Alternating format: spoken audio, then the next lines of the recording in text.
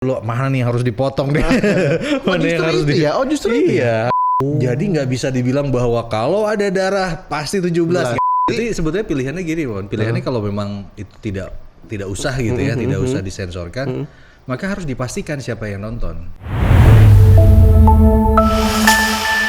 Selamat datang di podcast Kamu Kisi FM, ada tamu, and this is your host Almond Rista. Dan untuk kali ini, episode kali ini mungkin buat gue secara pribadi cukup familiar sekali, apalagi tamu kali ini tuh juga pernah ada di media televisi lebih tepatnya. Langsung please welcome Gustaf Aulia. Halo. Apa kabar, A? Alhamdulillah. Gustaf disapanya ya biasanya ya. Ya Kang Gustaf, Gustaf boleh lah. Sebelumnya terima kasih udah mampir ke Kisi FM Bogor ya, karena sama-sama. buat saya sendiri sih ya, Gustaf tuh memang familiar karena ya memang lihat di TV di seputar Indonesia, right, berarti ya, news anchor seputar Indonesia dari tahun. Ya Almond juga familiar suaranya, tapi suara bisa banget. Berarti ada di tahun ini kan 10 tahun ada di Kisi. 9 Tuh 9 tahun. 9 tahun. Iya. Gustaf emang orang Sunda berarti ya? Orang Sunda. Gustaf dipikir tuh kayak orang apa namanya, Sumatera atau mungkin Sulawesi. Gustaf Aulia. Di rumah ada yang manggilnya Agus. Agus. Agustaf jadinya. Agustaf ya, itu Sunda banget sih ya. Agus tuh Sunda banget ya. Asli Sunda dari mana Sundanya? Sumedang. Sumedang. Lahir dan besar lahir di Sumedang? Lahir di Sumedang sampai SD saja, terus ke Bogor. Ke Bogor akhirnya. Ke Bogor berarti dari SD kelas 6. SD kelas 6. Lu di Bogor, ternyata di Bogor. Jadi dari dulu di sini. Di sini dari dulu ya. Nggak pernah diundang sama Kisi FM. Iya betul juga ya. Sekarang lumayan jauh sekali ya gitu. Kan ngomongin soal, nggak tahu ya, genset Agustaf ini terakhir siaran sebagai news anchor di tahun berapa?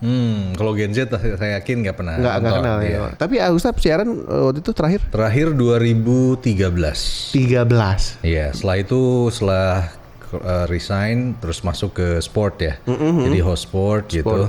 Di RCTI Global dan lain-lain, MNC TV, Sport Channel. Terakhir di beIN Sport Indonesia. Di beIN Sport. Okay.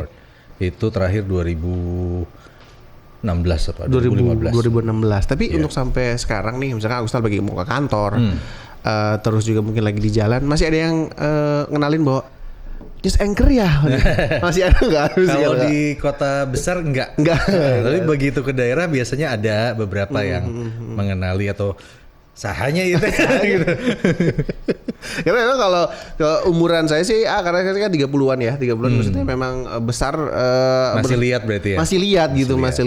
Masih lihat Agustaf waktu di tahun itu sebagai news anchor gitu. Tapi sekarang bagian dari lembaga sensor film ya. Anggota lembaga sensor film. Sebagai apa di LSF ini sebenarnya? Sebagai ketua subkomisi apresiasi dan promosi. Nah, berarti kan ini mungkin bisa dibilang istilahnya di belakang layar lah ya, berarti ya, yang tadinya Agustaf di depan layar sebagai news anchor gitu. Tapi LSF ada podcastnya juga. Ada. Hostnya saya juga. Berarti depan layar lagi dah ini mah.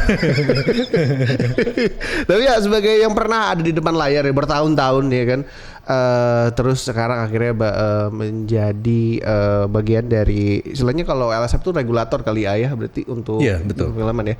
Beloknya agak jauh nggak yang tadinya dari orang yang biasa di depan gitu terus. Tapi kan pada dasarnya ketika dulu di RCTI itu pun kan sebagai jurnalis atau produser, reporter kan juga bikin karya audiovisual kan. Entah itu dokumenter ya in-depth dan lain-lain atau laporan khusus. Nah kemudian juga pada saat sudah keluar dari RCTI juga saya banyak kebantu beberapa misalnya kementerian, lembaga atau perusahaan bikin ini kayak film-film pendek misalnya. Terus pernah juga kita bikin series yang tayangnya di televisi gitu. Jadi sebetulnya ada benang merahnya sih. Ada irisan-irisan di bagian belakang layar ya. Oke, jadi sebenarnya rasa belok itu nggak terlalu belok-belok banget lah ya. Terus sekarang ya. Berarti ketua subkomisi apresiasi dan promosi di LSF ini sebenarnya secara tugas ya. Secara tugas itu seperti apa nih? Ya, jadi sebetulnya kalau untuk anggota LSF itu kan jumlahnya 17 ya. Nah, kami semua sebenarnya tugasnya nyensor. Nyensor ya. Nyensor itu dalam arti pengertiannya adalah kan kalau dalam undang-undang perfilman tuh harus apapun yang ditunjukkan di Indonesia itu harus punya surat tanda lulus sensor gitu kan. Nah, kami tuh sebetulnya tugasnya ketika nyensor itu prosesnya adalah memberikan penggolongan usia. atau klasifikasi usia. Rating itu ya 13. Nah kalau di Indonesia di film tuh ada 4, ada semua umur, ada 13 plus, 17 plus dan 21 plus. Oke. Jadi fokusnya di studio tuh sebetulnya itu. Bukan fokusnya dulu mana nih harus dipotong deh. Mana yang harus justru itu ya. Harus fokusnya adalah menggolongkan usia. Ini karya yang sudah dibuat dengan susah payah gitu kan oleh sineas. Jadi ini kira-kira cocoknya di penggolongan usianya berapa nih gitu. Oh, berarti sebenarnya penggolongan usia. Jadi karena kan sebagai penikmat film juga ya, ada pernah waktu itu masanya nonton sebuah film terus tiba-tiba beda sama yang ada di OTT lah, streaming, walaupun memang nontonnya setelah ditayang di streaming ya. Jadi kayak ternyata kok dia dipotong ya, waktu di bioskop nggak ada kok, di streaming kok ada gitu. Nah itu berarti proses setelahnya. Setelahnya. Jadi proses setelahnya kadang-kadang ada production house atau rumah produksi yang minta supaya misalnya kita kasih 17 nih, tolong dong dikasih 13 gitu. Ada yang begitu. Jadi dia merasa bahwa dengan 17 mungkin akan mengurangi range-nya audiens kali ya. Jadi dibikin 13 supaya orang lebih banyak. Nah, ketika sudah masuk ke 13 karena kita sudah ngasih 17 di awal, itu pasti ada beberapa penyesuaian tuh. Karena kan beberapa hal yang harus kita pertimbangkan untuk 17 juga sudah dilakukan di proses yang awal. Iya. Misalnya ada adegan misalnya ciuman gitu ya. Ya kalau misalnya mau 13 mungkin harus dikurangi, entah itu durasinya, entah itu mungkin komposisi visualnya dari yang close up jadi long shot misalnya. Nah, itu bisa dilakukan. Tapi yang melakukan bukan LSF loh. Tapi dari production house atau dari pihak si filmnya ini. Iya, jadi ketika mereka mendaftarkan via online tuh. Ketika via online kita masuk ke proses studio, kemudian kita tetapkan, dan kemudian ada permintaan untuk turun misalnya ke klasifikasi usia yang di bawah, kita udah kasih catatan di situ. Jadi nanti dia perbaiki oleh PH-nya, dibalikin lagi ke LSF. Oke. Tapi ini yang terjadi kebanyakan film Indonesia nggak? Maksudnya beda cerita kayak mungkin Hollywood yang masuk gitu? Iya, kebanyakan sebetulnya film Indonesia betul. Ternyata LSF itu tapi nggak berarti banyak juga sih. Iya, benar. Yang luar juga begitu. Berarti secara proses tuh berarti sebelum film tayang di bioskop berarti masuk lewat LSF dulu. Akhirnya disensor, masuk penggolongan usia. Setelah itu balikin lagi kepada production house atau yang mempunyai film tersebut gitu ya. Setuju atau enggak kalau dari LSF penggolongannya sekian misalkan. Kalau misalkan oke. Akhirnya keluar tuh surat lulus sensor, surat tanda lulus sensor, benar. Berarti secara proses lumayan lama nggak untuk satu film tayang gitu? Enggak, kita justru fokus ketika pagi sudah mulai daftar, maka malam tuh surat tanda lulus sensor udah keluar. Ya secepat itu. Penasaran yang ngerjain. Jadi kita nontonin dan dalam setahun ada berapa coba? Tebak dulu berapa? Setahun berapa puluh ribu ya? Iya. Nah, berapa? Film banyak banget ya. Film dan iklan film loh. Dan TV juga masuk. Jadi program-program yang tayang di TV, sinetron, kuis, FTV itu semua masuk. Ada surat tanda lulus dalam setahun. Berarti berapa kira-kira? 50.000 lebih, 70. Kurang lebih, tapi 42.331. Wah, bayangin tuh. Jadi kita punya 5 studio sebetulnya. 5 studio. Masing-masing anggota kan 17 ya. 17. Ketua sama wakil nggak ikut, jadi masing-masing dari 15 itu dibagi 5, 3. Oke, setiap hari tuh berarti ya. Dibantu tenaga sensor ada lagi. Mereka lah yang nyatetin tuh. Wow, ternyata gitu ya. Jadi tiap hari kurang lebih ya. Ada sekitar 20-an. 20-an sensor ya. Tapi anyway, audio podcast ini sebenarnya bisa juga didengerin di Radio Kisi FM Bogor ya, di on air. Jadi kalau misalkan pengen dengerin audio dari video podcast ini, stay tune terus di Kisi 934 FM, musiknya semua hits. Nah, lanjut lagi ya. Ada berarti memang sekarang tahu nih bahwa karena banyak ya, maksudnya ada orang-orang yang mengira, apalagi orang-orang yang memang cinta banget sama film, terus tahu ternyata dipotong pasti kerjaan LSF. Sebenarnya mungkin balik lagi dari si PH-nya ya, penggolongan usia itu ya. Paling dimentokin ke 21 gitu kan misalnya. Tapi kadang-kadang mereka juga nggak mau kan, kalau 21 kayaknya ntar dikit yang nonton, yang mau bayar beli tiketnya juga sedikit gitu kan. Berarti untuk film di sekarang ya, ini kita ngomongin 2025 gitu yang memang masuk label usia 21 plus itu setelah setahun ini ya, sepanjang tahun ini sedikit kah gitu? jumlah filmnya? Sedikit pasti. Sedikit. Kenapa tuh? Karena kebanyakan memang pasti mereka pertama ya, kesadaran untuk memahami klasifikasi usia di Indonesia oleh para sineas itu udah mulai tinggi. Jadi mereka dari sejak awal, dari mulai ide cerita aja, mereka udah berpikir ini buat film yang gue buat 13+. Film yang gue buat 17+. Jadi semua akan ngikutin tuh nanti dari sinopsis, skenario, pilihan aktor, sampai ke dialog dan lain-lain semua akan ikutin. Bahkan ke promosinya juga akan ikutin. Karena tujuannya adalah untuk yang 13+. Misalnya gitu ya. Jadi itu membuat makin banyak juga karya yang masuk. Indonesia nih sekarang sebetulnya lagi gila banget loh industri perfilmannya. Iya, terasa. Bener, dari tahun lalu itu sebetulnya itu untuk pertama kali sepanjang sejarah produksi film nasional melebihi jumlah film impor. Wow. 385 berbanding 285 berbanding 255. Jadi angka yang luar biasa. Nah, LSF ngelihat hal ini akhirnya gimana? Kolaborasi atau mungkin dialog bersama ya para sineas gitu ya, para orang-orang yang memang ada di industri film gitu, melihat memang trennya gitu luar biasa sekali. Nah, LSF itu pedulinya adalah ketika karya sudah mulai banyak, maka sesuai amanat undang-undang kita harus juga melindungi masyarakat. Karena pasti kan setiap karya media itu ada positif dan negatifnya. Nah, undang-undang perfilman tuh bilang LSF tuh harus melindungi masyarakat dari dampak negatif film. Karena itu kita berusaha juga untuk nyamperin ke masyarakat. Namanya kita punya Gerakan Nasional Budaya Sensor Mandiri. Wah, apa yang di ini? Jangan salah memilah. Benar lagu itu kan muncul terus kan kalau kita mau nonton di bioskop kan. Iya. Memang itu. Jadi enak adanya kalau misalnya kita ke masyarakat itu, itu kita nyamperin, bentuknya bisa nobar gitu kan. Terus juga misalnya dari sisi kita jelaskan seperti apa sih proses sensor itu. Nah, kita tuh berharapnya adalah dengan Gerakan Nasional Budaya Sensor Mandiri, masyarakat tuh menyensor secara sadar diri sendiri. Yes, betul. Ketika dia misalnya mau memilih film, ya dia lihat dulu, nih penggolongan usia atau klasifikasinya berapa. Ya. Kalau misalnya ternyata tidak sesuai dengan usia dia, ya jangan. Atau orang tua gitu dia lihat dulu, tapi pengen ngajak anaknya. Kalau anaknya masih di bawah 13 ya jangan nonton. Gitu misalnya. Nah, itu yang sering terjadi ya. Pernah nonton satu film waktu itu memang secara klasifikasi usianya memang dewasa, 17 kalau nggak salah ya. Lupa film apa. Tapi itu masih ada tuh yang orang tua yang bawa anaknya. Nah, kalau orang-orang yang seperti ini yang maksudnya mungkin belum tahu ya cara ya sensor mandiri ini, sebenarnya boleh nggak pihak dari bioskop tuh untuk Bu, ini anaknya nggak bisa harus keluar gitu. Boleh sebenarnya. Boleh. Tapi yang terjadi kayak nggak pernah deh ya. jarang kalau secara pribadi pengalaman kalau kami berdialog sama bioskop, mereka menjelaskan beberapa kejadian itu terekam kok, bahwa mereka kadang-kadang jadi harus berdebat gitu ya. Kadang juga jadinya malah ribut gitu ya.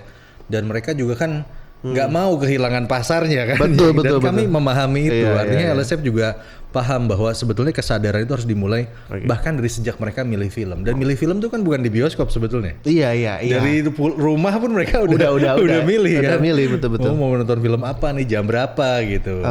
Biasanya yang terjadi apa sih ya? Ini ada orang-orang yang memang salah masuk ya kayak contohnya yang seperti bawa anaknya masuk ke bioskop untuk film yang sebenarnya bukan di usianya. Biasanya apa? Apakah ada sebenarnya di tiketing itu sebenarnya ada jelas ya? Ada, tiketing ada, di aplikasinya juga ada. Bahkan di belakang kalau kita beli tiket ada layar kan di belakang tuh LED. Di monitor itu juga ada sebetulnya. Jadi tinggal kesadaran diri ya. Masa sih kita harus simpen petugas dari LSF gitu atau bener. Check-in KTP misalnya tiap masuk bioskop. Kosong kali bioskop ntar. Bener. Mau nonton sama anak apa enggak nih? Anaknya umur berapa dulu? Maksudnya kan kesadaran itu membuat jadi selaras gitu kan. Jadi harmonis juga. Campaign ini udah mulai dari tahun berapa? Udah dari tahun 2014 ya. 14 ya si sensor mandiri ini ya. Tapi lagu ini lumayan 3 tahun belakangan lumayan nempel ya. Jangan salah memilah. Oke. Tapi berarti sekarang campaign ini masih dijalanin ya. Betul. Karena kan baru sekedar nempel belum dijalankan. Iya benar sih. Benar juga. Tapi memang diingetin kan. Lagu itu. Nah berarti yang berarti kan tadi di awal Agusta bilang bahwa penggolongan usia ini dilakukan oleh LSF gitu kan. Ada yang 17 plus nih, 21 plus nih. Itu yang membedakan antara 17 dan 21 itu apa gitu? Secara usia 17 kan sudah punya KTP yang mungkin dianggap memang sudah dewasa lah ya gitu. Nah, bedanya apa? Muatannya kah atau apa? Nah, gitu? Kan kalau kita berpikir ya, mungkin orang awam ngelihatnya yang dilihat adegan apa gitu atau gimana suaranya gitu. Sebetulnya yang dilihat pertama kita punya acuan utama. Acuan itu cuma 3. Temanya, kemudian konteksnya, sama nuansa. Nah, temanya seperti apa? Misalnya temanya udah jelas ini tuh soal penjualan narkotika misalnya gitu. Pasti susah nih buat SU. Mau yang main anak-anak kayak mau dialognya aman, tapi temanya nggak cocok. Lepas lah semua umur, nggak mungkin, ya kan? Terus konteks misalnya ada orang ditusuk gitu ya. Orang nusuk orang lagi misalnya, tapi orang yang ditusuk ternyata adalah hantu misalnya. Itu konteksnya udah turun lagi tuh. Oke, yang ditusuk bukan manusia kok gitu. Terus dilihat lagi tadi nuansanya. Nuansa tuh kan apa yang dirasakan kan. Jadi keseluruhan atau kesatuan dari semuanya. Dari suaranya, dari mungkin durasinya, adegannya kan macam-macam kan. Ada yang ketika ditusuk langsung cut gitu kan misalnya. Atau ketika ditusuk tapi kameranya dari belakang jadi nggak kelihatan tusukannya.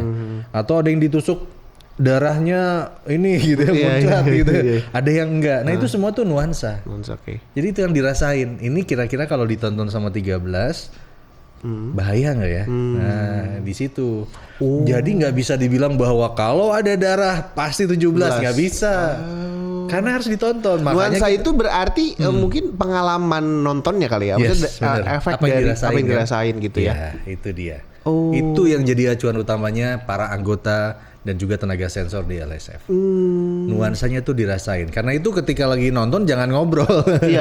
Dan ditonton dari awal sampai akhir supaya tahu ceritanya kan. Betul. Karena kadang-kadang misalnya ada kejahatan gitu yang dilakukan oleh seseorang.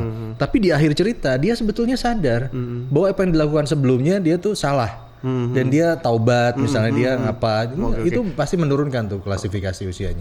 Dan memang misalkan tema-tema konteks-konteks film yang memang seperti itu memang kan butuh usia yang dewasa yang untuk memahami bahwa ini hanya sebuah film dan ini ada pesan yang disampaikan, mungkin ada after pengalaman nontonnya dan memang usia-usia dewasa yang bisa dan jangan sampai ditiru juga betul.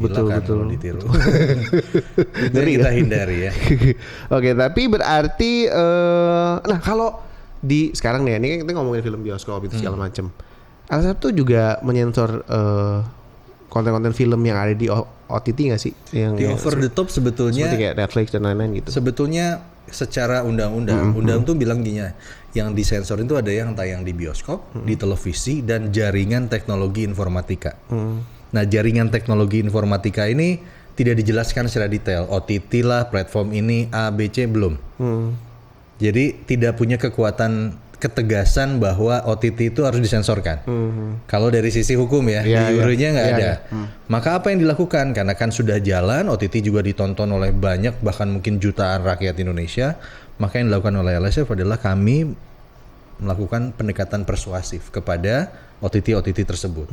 Jadi kami samperin Netflix, kami samperin video ya, kami samperin WeTV dan lain-lain. Supaya apa? Supaya mereka juga punya kesadaran. Dan mereka sebetulnya cukup sadar loh. Terutama adalah kepada mereka yang karyanya dibuat oleh orang Indonesia atau anak bangsa Indonesia.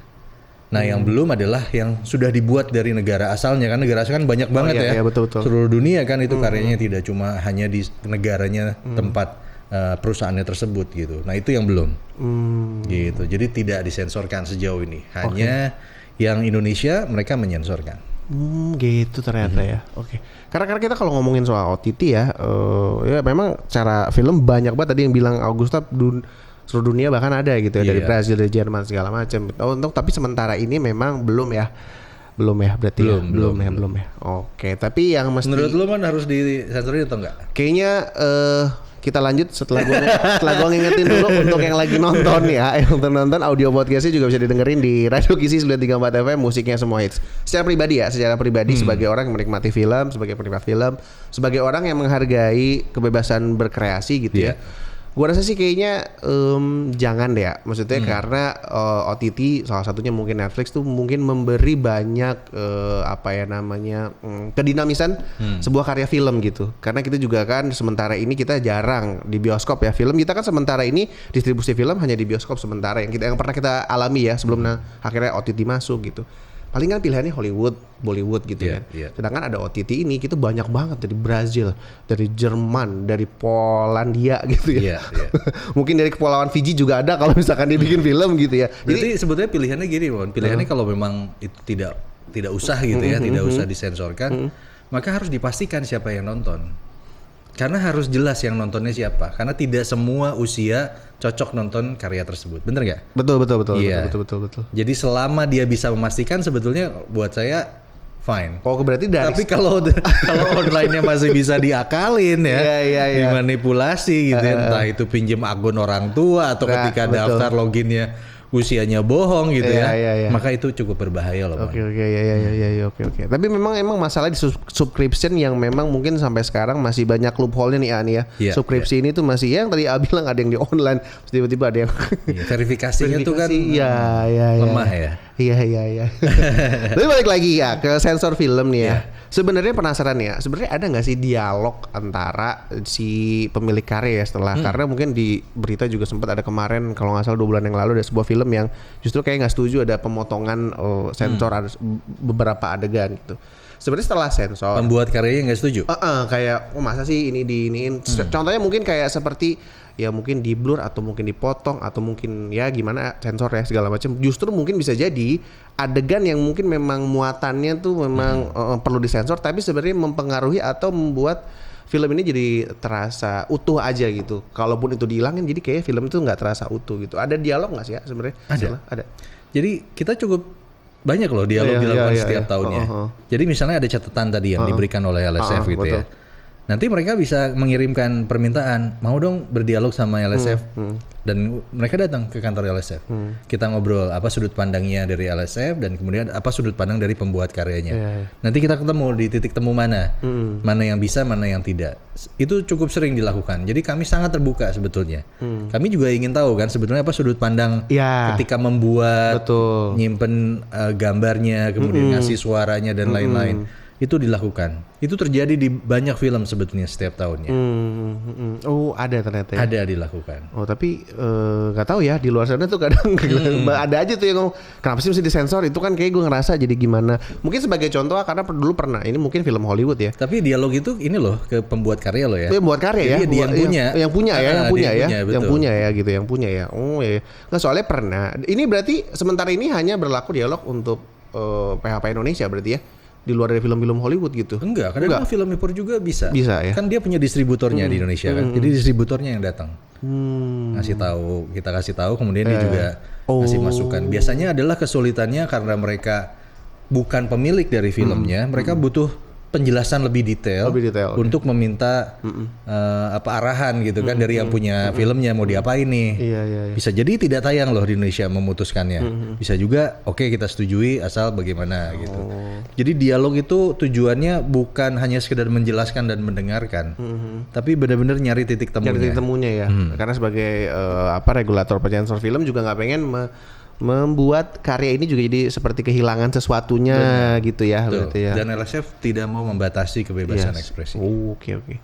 Paling sering yang mungkin jadi kayak deg-degan ya. Biasanya adegan-adegan apa sih ya? Maksudnya yang apakah genre juga berpengaruh gitu. Biasanya yang langsung kayak udah ding kayaknya nggak pikir panjang kalau adegan gini tuh muatan ini tuh udah langsung sensor aja. Yang kayak apa? Mungkin nah itu tuh nggak kepikiran karena kita fokusnya nggak ngebuang ya. Fokusnya berarti kalau ketika nonton dari awal sampai akhir ini cocoknya di klasifikasi usia berapa? Usia berarti udah aja kita kasih usia begitu. Tapi kadang-kadang ada PH memang yang minta dari awal tuh udah sekalian ngirim surat juga. Mereka minta supaya film ini untuk 13, untuk 17. Dan itu nggak masalah. Berarti kan prosesnya jadi dipercepat ya. Jadi kita di studio juga langsung kita kasih catatan kalau memang ada. Jadi dia ketika hari itu sudah selesai sensor, dia akan segera perbaiki, kirim pulang dan kemudian keluar suratan dari sensor. Pun memang adegannya yang brutal, ada muatan-muatan sadisme dan lain-lain gitu. Mungkin golongan-golongan tertentu mungkin LGBTQ segala macam kayak gitu. Betul. bisa didialogkan, didiskusikan. Oke. Oh iya bisa ternyata cukup terbuka sebenarnya LSM ini ya. Betul. Bahkan orang jangan tiba-tiba ini kayak dipotong deh. So tahu lu jangan sotoy, jangan sotoy. Jadi keputusan hilang blur dan lain itu pasti keputusan dari pembuat karyanya juga. Iya. Karena LSF nggak ngapa-ngapain. Dulu bener Mon. Dulu tuh dulu tuh kan pakai pita seluloid kan. Jadi kita punya alatnya namanya Moviola. Jadi kita simpen tuh ininya piringannya proyektor untuk di proyektor. Kemudian kita potong beneran pakai guntingnya khusus ya. Potong terus kita satuin. Ada alatnya masih ada. Potong ya. Oh iya. Dulu tuh gitu. Jadi LSF lah yang memotong. Sekarang kan digital. Mau kita ngedit PR juga ya. Render lama bener. Oh iya cukup terbuka berarti ya. Lagi pula ada format khusus kan kalau di bioskop tuh pakai formatnya DCP, bukan MP4 jadinya. Benar kalau MP4 burem yang dilihat. Dan itu cukup mahal. Nah kadang-kadang kalau misalnya pembuat karyanya merasa bahwa aduh kayaknya khawatir ntar ada revisi gitu ya, dia kirimnya MP4 dulu, bisa tuh namanya peninjauan. Oke.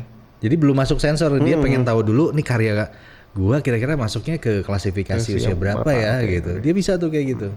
Nanti ketika sudah dikasih catatan, jadi belum keluar surat tanda lulus sensor ya, kan peninjauan. Iya. Baru mereka kirim yang aslinya, yang udah DCP-nya. Gitu. Itu bisa dilakukan. Oke. Berarti justru dengan dialog ini, dengan dialog LSF bersama pembuat film juga mungkin banyak jadi pilihan-pilihan orang-orang untuk pekerja seninya, sineas, jadi nggak membatasi ide ya gitu ya. Benar. Karena selama misalkan apapun adegannya brutal, mungkin banyak muatan-muatan yang memang secara normal nggak baik, tapi kalau tema, muatan dan konteksnya, nuansanya tepat gitu ya, bisa dibicarakan dan bisa nemu titik temu. Dan kita pun di studio memahami kok, ini kenapa sih harus sesadis ini? Oh ternyata memang mau nunjukin bahwa ini orang tuh sangat jahat misalnya gitu. Itu kita rasain juga. Kan tadi ada nuansa dan konteksnya tadi yang kita juga lihat. Jadi filmnya pas nonton tuh nggak dicepet-cepetin, harus ditonton dari awal sampai akhir. Kalau nggak kerasa kan si konteks dan nuansanya itu kan. Iya. Oke. Jadi lebih terbuka dan kayaknya sekarang se-fleksibel itu. Ya, masyarakat nggak perlu takut lagi ya, apalagi dengan tren film Indonesia yang makin ini juga mungkin nanti akan banyak pilihan-pilihan film-film yang mungkin sebelumnya belum pernah lo tonton di Indonesia gitu mungkin ya, dengan secara ide ya, secara adegan secara ide sekarang film Indonesia bagus banget. Wah keren banget. Kemarin juga ngelihat kualitasnya udah jauh meningkat ya. Luar biasa. Kita harus apresiasi. Oke. Jadi sekarang udah mulai paham sebenarnya LSM sekali lagi itu bukan motong adegan ya, mengklasifikasikan golongan usia gitu. Balik lagi kalau misalkan tiba-tiba ada adegan yang hilang, lu tahu dari mana dulu? Sotoy banget tuh. Siapa tahu memang itu kan PH-nya yang pengen ya, karena memang mungkin targetnya supaya di usia segini tuh filmnya jadi banyak yang nonton gitu. Betul. Terakhir mungkin ada yang pengen disampaikan juga yang lagi nonton podcast kita nih untuk isu-isu yang tadi campaign-campaign yang sensor mandiri nih ya, karena memang sementara ini kan hanya nempel lagunya belum dilakukan ya. Benar. Ya kita berharap semakin banyak ya masyarakat untuk memahami bagaimana cara menikmati sebuah film. Caranya ya memilah dan memilih tontonan itu dengan melihat dulu klasifikasi usianya, baru kemudian memutuskan. Kalau misalnya nggak sesuai, anaknya jangan diajak, temennya jangan diajak, atau keponakannya jangan diajak. Yang sesuai dengan dirinya sendiri saja. Yang nonton tuh hanya yang sesuai dengan klasifikasi usia dari film itu. Jadi juga harus dibiasain ketika milih film harus dilihat klasifikasi usianya berapa. Baru kemudian mutusin, oke nonton film ini sama siapa aja gitu. Bukan dari judul ya. Bukan dari judul. Iya. Oke, kalau begitu terima kasih banyak Gustaf ya. Wah, terima kasih banyak. Saya mampir. Masa terhormat diundang ke sini. Saya yang terhormat ketemu anchor legendaris ini ya, saya pernah ketemu. Sekali lagi terima kasih atas informasinya, dan sekarang udah mulai terbuka juga. Akhirnya kita tahu LSF itu seperti apa gitu ya. Dan gue juga mau ngingetin untuk yang sering nonton podcast kamu Kisi FM Ada Tamu, terus tontonin konten ini dan jangan lupa juga untuk komen dan subscribe di channel ini ya. Jangan lupa juga like dan sebarkan juga semuanya, dan paling penting harus mulai sensor mandiri ya berarti ya untuk penonton film. Kalau begitu Almurista pamit, Gustaf Ali pamit, dan sampai jumpa nanti di episode selanjutnya. Sampai ketemu lagi.